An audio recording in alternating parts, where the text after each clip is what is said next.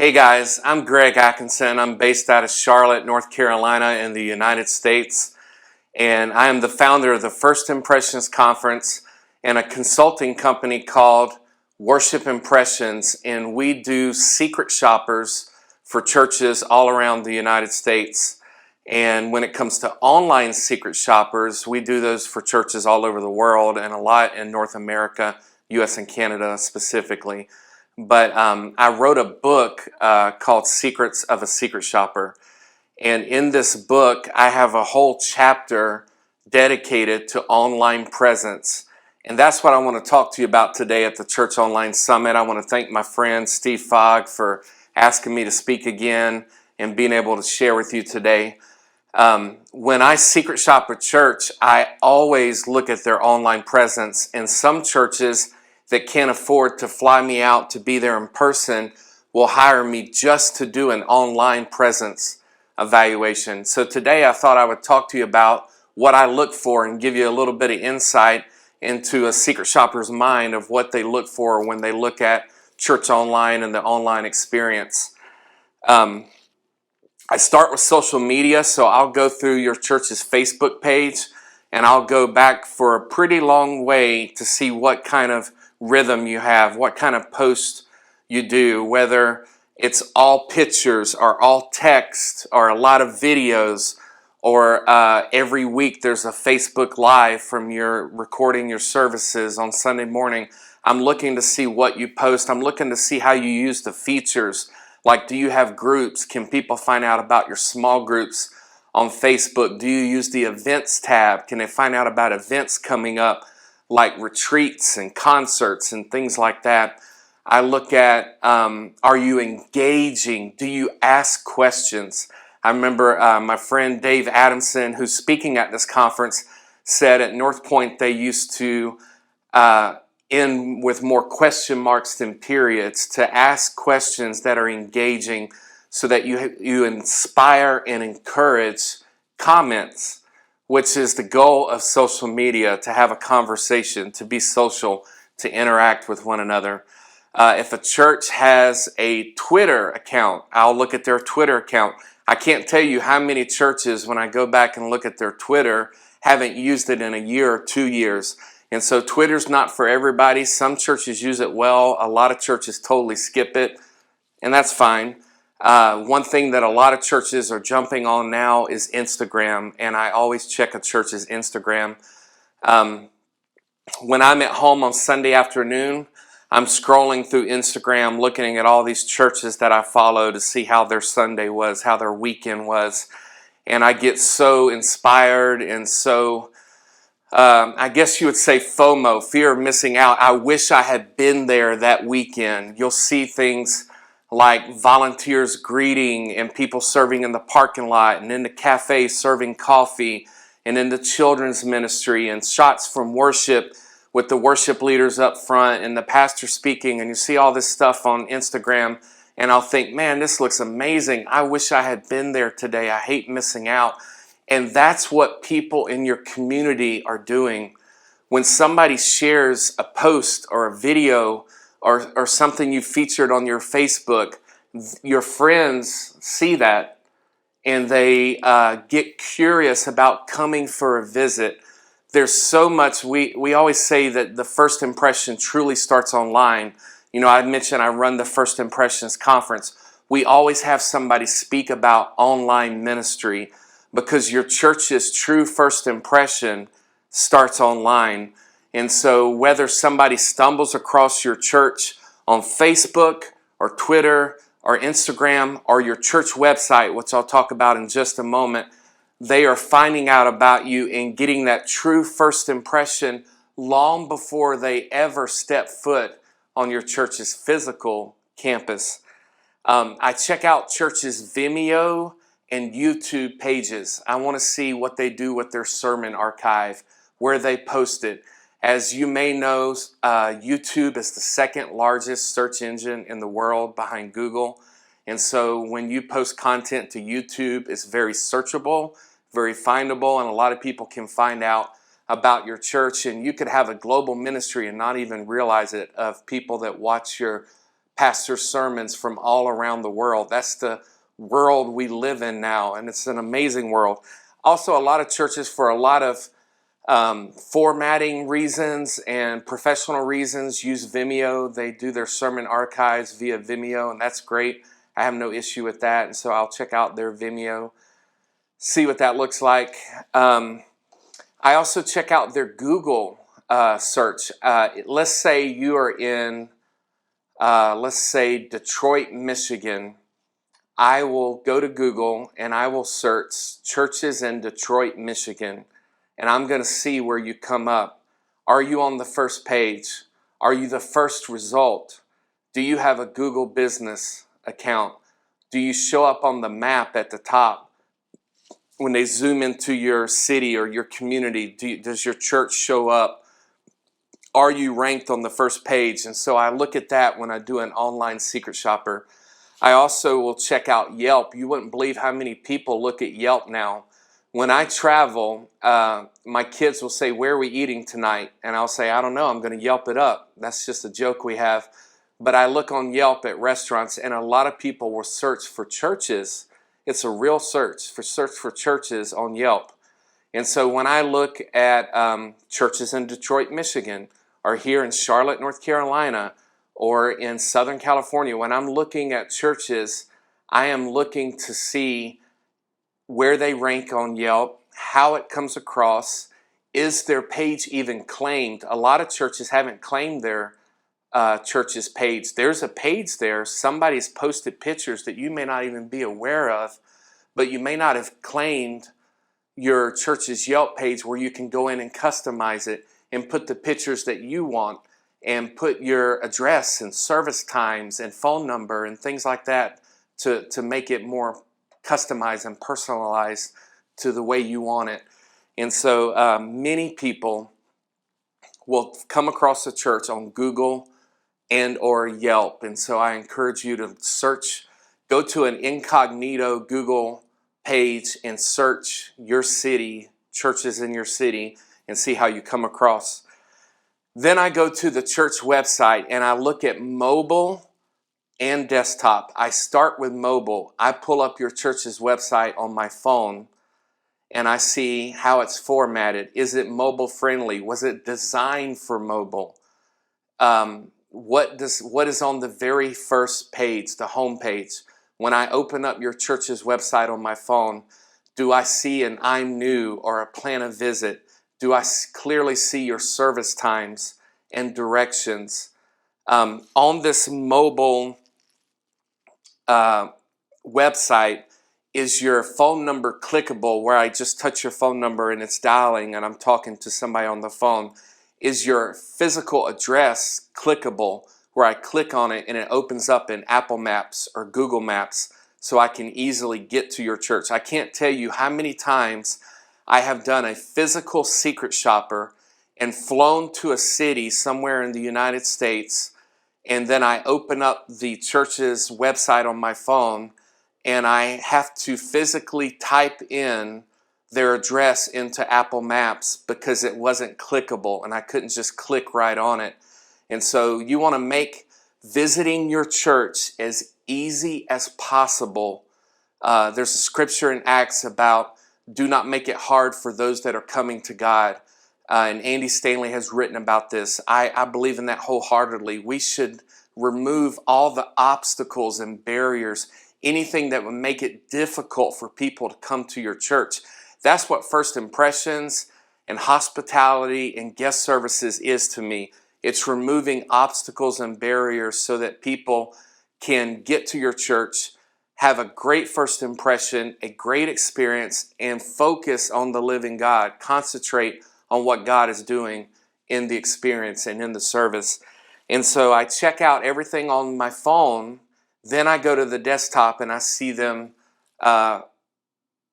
big on my big screen, and I look at it closer.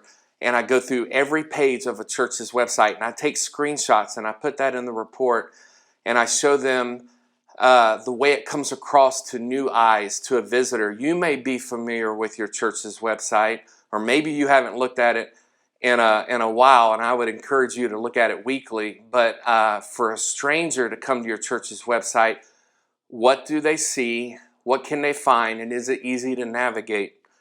I'm looking at, like I mentioned earlier, an I'm new page or a plan a visit. I'm looking at things like the staff and leadership page. Did you know that a study years ago showed that that was the number one most searched page on a church's website was the staff page? People want to know, what does your leadership look like? Do they look like me? Are they white, black, Asian, Hispanic, young, old, male, female? Is it a bunch of old white men? They need to know that. They want to get a glimpse of your church's leadership and culture.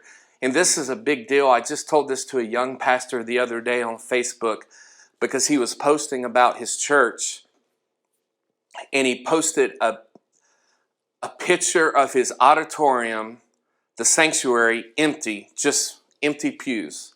And he thought it looked good because it was a big auditorium. They don't fill it up anymore. It's an older church that's really declined. But it was a beautiful picture of an auditorium. And I told him, people don't want to see buildings. They want to see faces. They want to see people. People like you and me. People that look like them. They want to see your congregation smiling and laughing and hugging and shaking hands. When I come to your church's website, I want to see people and faces, and I do not want to see stock photography. I don't want to see a stock photo of people that do not go to your church. I want somebody walking around on a Sunday morning, a photographer that could totally be a volunteer taking pictures of real interaction. And then we want to use that on social media, on Facebook, on Instagram, on your church's website. We need real photography. Nobody wants to see the steeple on top. Nobody wants to see your building from the street. That doesn't impress guests.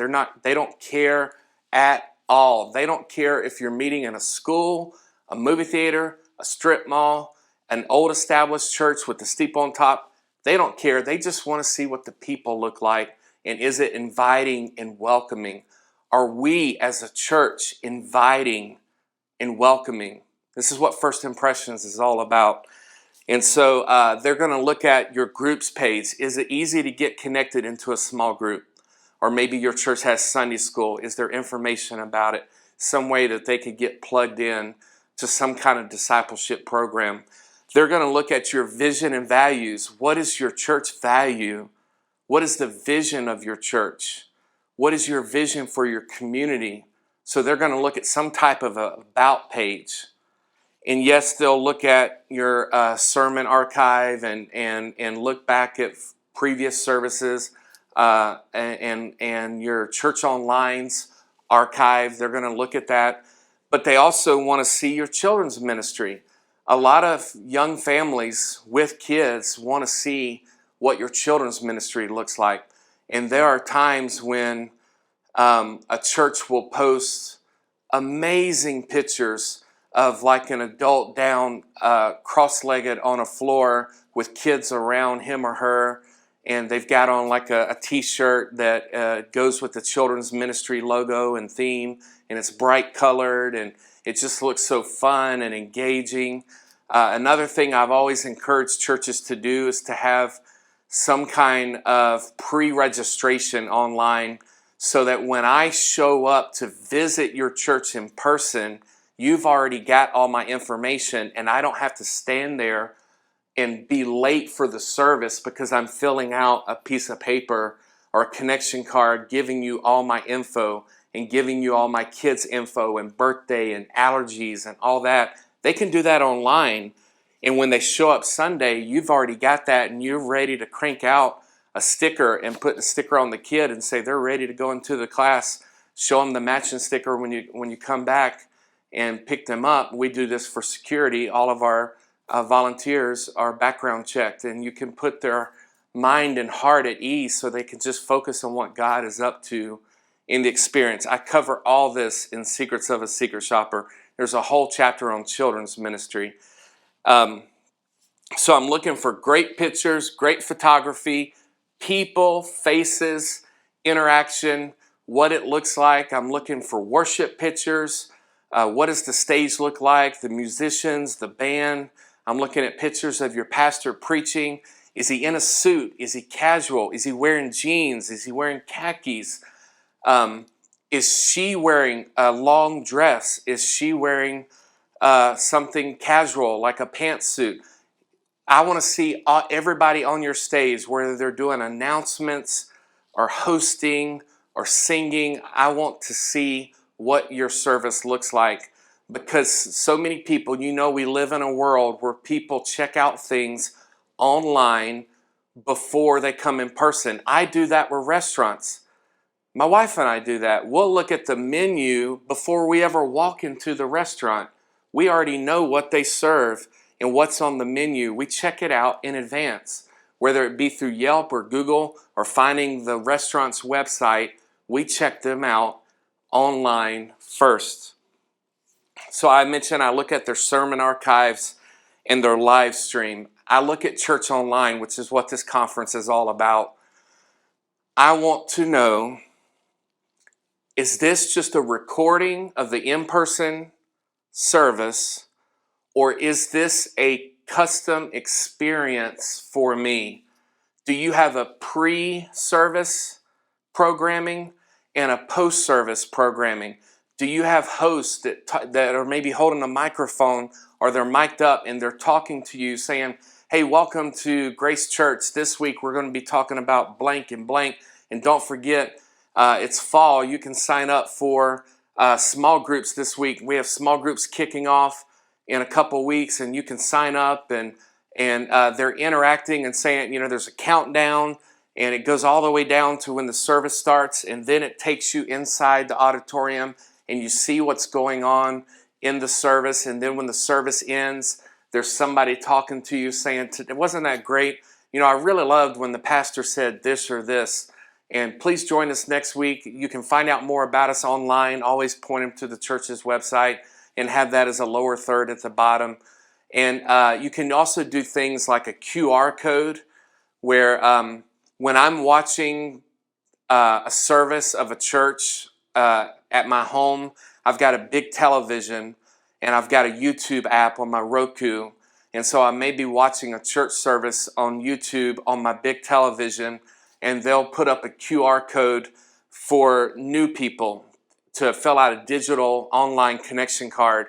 And so I just hold my phone up and I open the camera to the QR code. It opens up a digital connection card. I fill it out. I've engaged with them. They've got all my contact info. And then in a first impressions true philosophy, they can follow up with me. They can send me a welcome letter. They can send me a thank you note.